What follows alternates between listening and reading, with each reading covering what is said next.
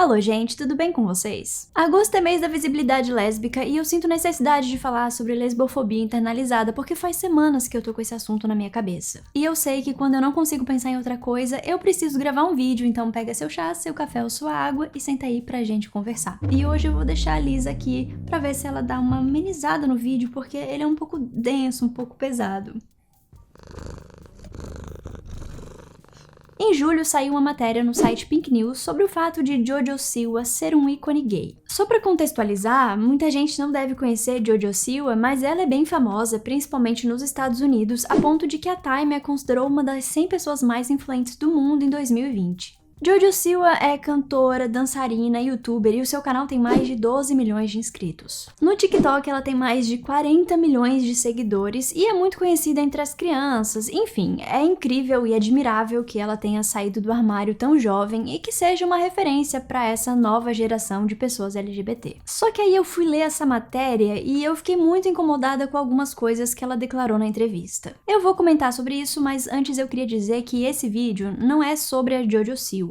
Faz um tempo, aliás, que eu evito falar sobre pessoas específicas e acontecimentos individuais aqui no canal, mas eu penso que esse episódio reflete uma questão estrutural sobre a qual a gente ainda precisa conversar em 2022. Eu vou tentar traduzir mais ou menos o que a Jojo Siwa disse nessa entrevista. Muitas vezes, as lésbicas são consideradas masculinas. Se você é lésbica, você quer ser um menino?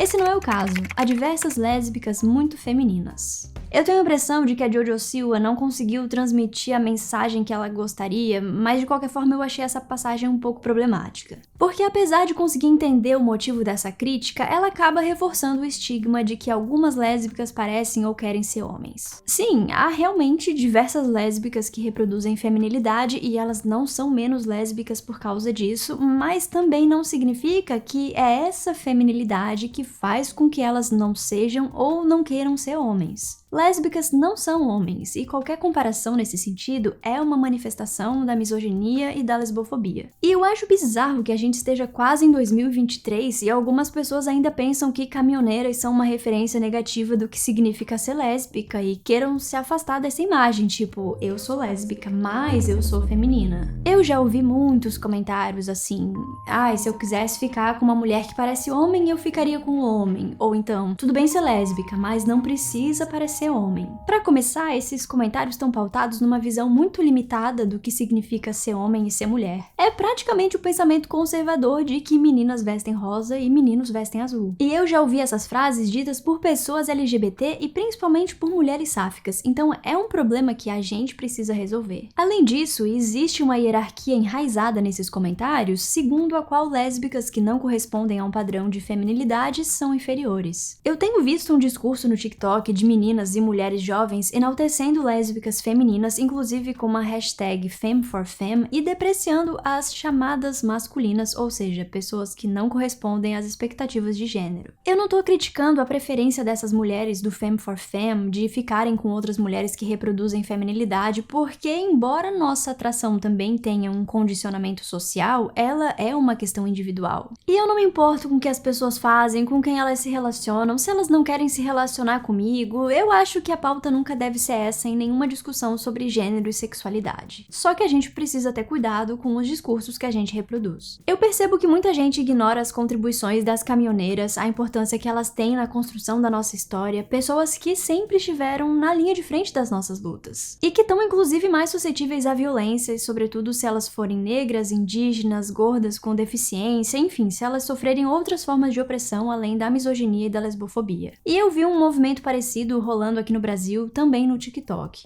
Eu tenho visto vários vídeos hierarquizando lésbicas, inclusive com aquele áudio do Casimiro que viralizou. Esse áudio aqui.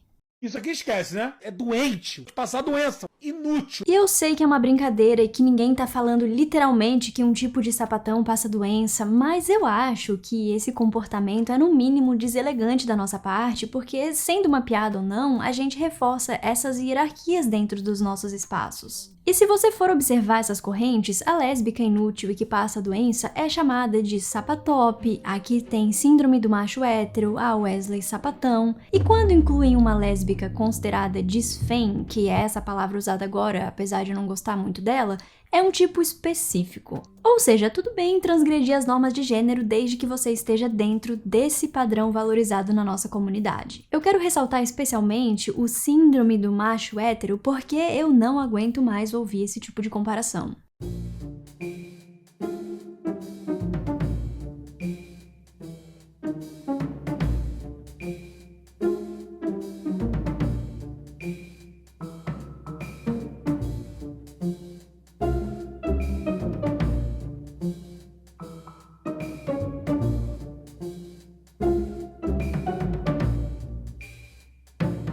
Existem lésbicas que reproduzem comportamentos da masculinidade hegemônica, inclusive discursos e atitudes misóginas, mas há duas questões que a gente precisa considerar. A primeira é que elas não são agentes de opressões, pelo contrário. Elas são vítimas desse sistema, muitas vezes nem percebem que são e tentam se adequar porque essa é a única realidade que elas conhecem. A lógica é tipo essa: se eu não sinto identificação com o universo das mulheres, com o feminino imposto pela sociedade, eu vou me espelhar na única outra referência que eu tenho, que para muitas lésbicas e sáficas é a masculinidade, que algumas pessoas chamam de tóxica, mas eu não gosto dessa expressão. Pra mim, é a masculinidade enquanto regime, tal qual a gente conhece e sabe como foi construída. O outro ponto que a gente não deve se esquecer é que esse comportamento é sempre vinculado às lésbicas que não performam feminilidade, como se só elas fossem capazes de reproduzir misoginia, e isso não é verdade. Recentemente, uma cantora de quem eu gosto muito, então me deixa triste dar esse exemplo, fez uma música sobre a namorada da ex, usando inclusive o nome verdadeiro dela. E a letra é tipo: eu realmente não te culpo porque aquela cintura, os quadris, o rosto, blá blá blá, tenho vontade de bater nela quando a vejo porque a fulana fica tão gostosa na sua camiseta vintage, e traduzir música é a coisa mais triste e deprimente que existe, desculpa. A música é boa, apesar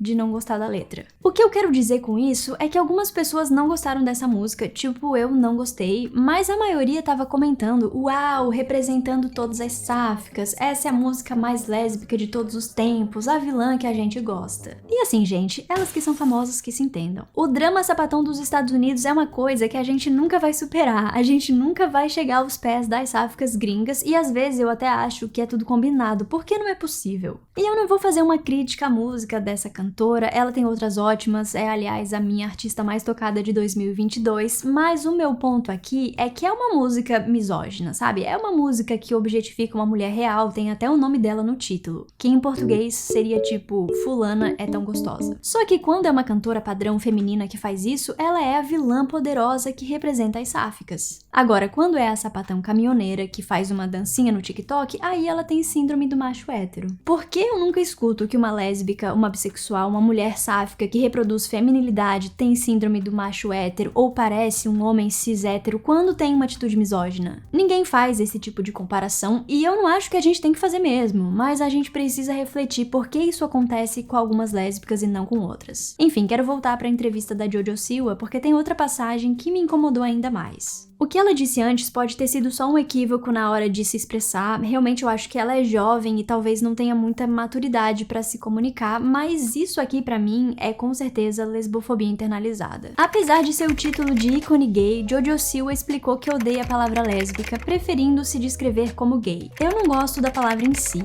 é como a palavra úmido, eca. Muitas pessoas se incomodaram com essa declaração, então a Jojo Siwa fez um vídeo no TikTok explicando que nunca disse que lésbica é uma palavra feia ou um xingamento, mas que ela apenas não gosta do som e que quando alguém fala com ela sobre sua sexualidade, ela diz que é gay. E termina dizendo que lésbica não é uma palavra que sai naturalmente pra ela. Teve muita gente que saiu xingando a menina e eu não acho que esse seja o caminho, até porque ela tem 19 anos. Eu também tive essa fase, com essa idade mais ou menos, em que eu preferia a palavra gay. Quando eu entendi que não era hétero, eu costumava pensar e dizer que eu gostava de pessoas, até perceber um dia que todas essas pessoas eram mulheres, então eu comecei a usar a palavra gay. Hoje é até estranho falar isso, porque eu não sou gay. Só que eu também achava lésbica uma palavra feia, forte, que não combinava comigo, e com o tempo eu entendi que o problema não estava na palavra. Tudo bem não gostar do som de uma palavra ou achar a sonoridade meio estranha. Existem várias palavras no português que são estranhas, tipo fronha. Ninguém acha fronha uma palavra bonita, mas ninguém se recusa a usar. Em 2016 eu gravei um vídeo em que eu já falava sobre isso e eu vou colocar um trecho aqui apesar de ter vergonha de vídeos antigos. Porque hoje eu entendo que o problema não tava na palavra. Colonoscopia é uma palavra horrível, eu não vejo nenhum médico se recusando a usar. Brigadeiro não é uma palavra bonita. Agora você vai parar de comer por causa disso? E de fato, eu acho brigadeiro uma palavra feia e nem por isso em algum momento da minha vida eu pensei em falar que tava com vontade de comer um doce de chocolate enrolado no granulado. Aí, granulado também é uma palavra feia. A questão é que nesses casos, não importa a sonoridade da palavra, a gente não vai questionar ou procurar um sinônimo mais bonito, porque elas não têm nenhum significado implícito. Todas as palavras têm significados, mas alguns desses significados podem ser políticos e sociais. Eu demorei um tempo pra verbalizar que eu sou lésbica porque, no fundo, eu não queria aquele significado vinculado a mim. Não tinha a ver com a sonoridade da palavra. A sociedade é lesbofóbica e eu fui criada pra sentir vergonha de quem eu sou. E não é que ser gay seja aceito pela sociedade. A gente sabe que vive numa realidade super homofóbica, mas eu acho que gay virou uma espécie de termo guarda-chuva com outros significados. Eu tenho visto isso acontecer com a palavra boiola, tipo, boiola pode ser uma pessoa apaixonada, não significa necessariamente que ela seja gay, o que antes significava. Quando eu era criança, boiola era um termo ofensivo pra dizer que um homem era gay. E por muito tempo, gay foi mesmo uma palavra usada pra falar sobre toda a comunidade. Até hoje, algumas pessoas chamam a parada LGBT de parada gay. Quando a gente vai estudar sobre o movimento LGBT em outros países, tipo os Estados Unidos, a gente vai ver expressões como gay rights, gay liberation, gay pride, inclusive nos cartazes que as pessoas seguravam nas manifestações de Stonewall. Talvez por causa de tudo isso, gay me parecia uma palavra mais suave naquela época. Mas se alguém falasse pra mim que aquilo era lesbofobia internalizada, eu teria a mesma reação da Jojo Siwa e diria que não tem nada a ver, até me sentiria ofendida. Eu ia dizer que era só uma preferência pessoal, porque era realmente isso que eu pensava. Como que eu poderia ser lesbofóbica se eu me assumi pra minha família com 14 anos? Se eu sofri violências e se eu lutei muito pra ser quem eu sou e pra defender a minha comunidade? Quando eu tinha 15 anos, eu sofri um abuso de um cara 10 anos mais velho porque eu disse que não queria ficar com ele, já que eu tava começando um relacionamento com uma menina. Ele achou que eu tinha falado aquilo pra provocá-lo e eu ainda era muito ingênua pra entender que depois do não, qualquer coisa é um abuso. Com 17 anos, eu tava na rua à tarde com uma menina e um cara baixou as calças e começou a se matar do nosso lado. Com 19, eu fui numa festa com minha namorada e um homem puxou meu cabelo e me deu um beijo. Com 21, uma senhora me parou na rua e gritou pra todo mundo ouvir que eu ia pro inferno. Enfim, eu poderia continuar citando muitos episódios parecidos que aconteceram comigo, mas não farei isso que esse vídeo já tá pesado o suficiente. Mas eu vivi todas essas experiências, e aí, porque eu me identificava como gay, alguém teria coragem de dizer que eu era lesbofóbica, sendo que eu era vítima de lesbofobia? É um assunto muito complexo, gente. Mas sim, eu tinha vergonha, eu tinha culpa, eu tinha medo e eu tinha aprendido desde muito nova que eu era inferior às outras pessoas por ser quem eu era, e isso é lesbofobia internalizada. Não é algo que a gente desconstrói de um dia pro outro, na verdade eu penso que esse é um processo infinito e não é nossa culpa. Não é culpa da Jojo Siwa por pensar daquela forma. Mas eu não posso negar que eu fiquei surpresa quando li a entrevista porque eu percebi que a gente não evoluiu quase nada. Ela tá tendo a mesma experiência em 2022 que eu tive em 2009 e 2010. Infelizmente eu não vejo um movimento pra transformar essa realidade. Inclusive lá fora eu acho que talvez seja até pior. É muito raro ver um filme ou uma série em que a palavra lésbica seja falada, porque geralmente se usa gay ou queer. Uma das últimas séries que eu assisti foi Sex Lives of College Girls pela segunda vez, e ela é uma das minhas preferidas nesse momento, mas em todas as cenas a Layton se posiciona como gay. Só na legenda brasileira é que eles traduziram como lésbica, o que me deixou feliz. I don't want being gay to be my identity. Apesar de ter esse significado histórico, gay não é mais uma palavra guarda-chuva para se referir a todas as pessoas LGBT, mas queer em outros países de fato é. E eu acho que palavras guarda-chuva são importantes em vários contextos, tipo quando você não sabe exatamente a sexualidade ou gênero de uma pessoa LGBT,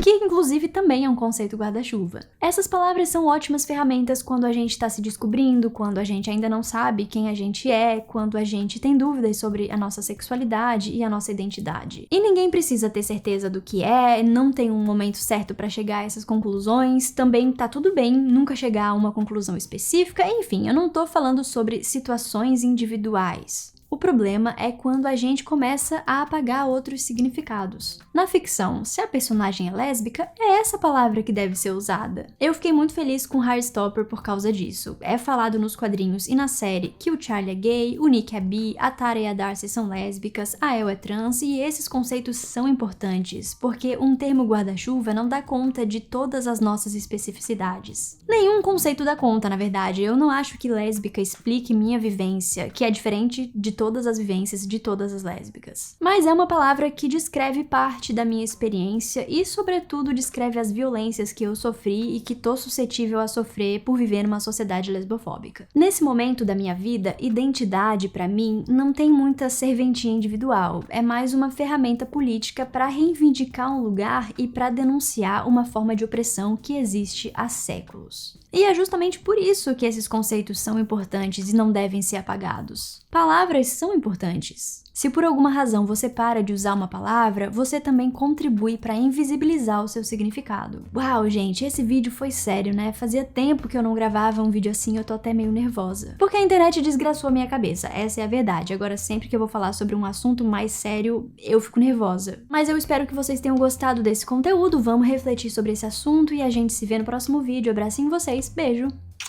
tchau.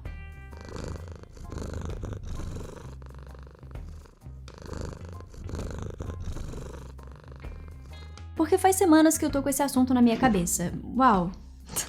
Que susto que você me deu. Alisa, por favor! Esse é um vídeo sério.